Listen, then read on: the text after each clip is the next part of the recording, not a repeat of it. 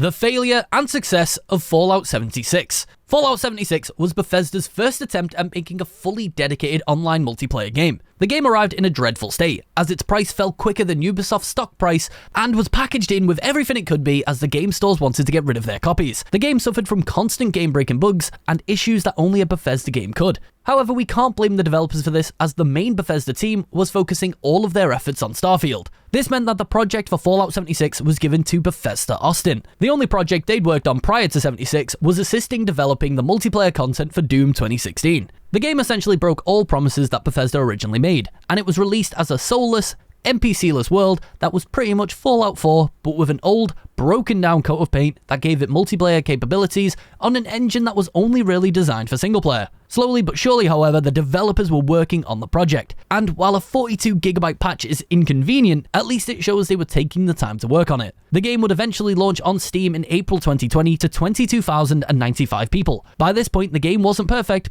but it was getting there. As the months went on, Fallout 76 managed to keep a respectable fan base of around 11,000 players on average from June 2020 to March 2024.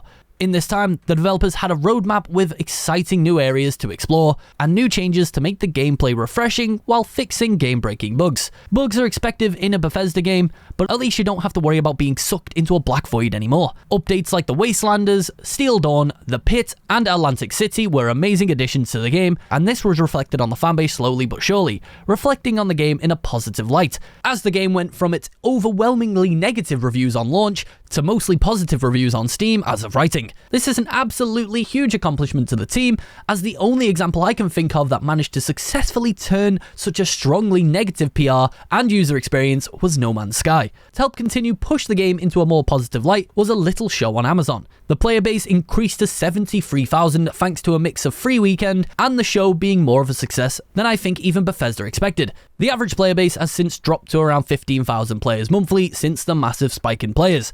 But the team behind the game is still updating and putting passion into the game. They could have easily abandoned it and left it for dead, but they didn't.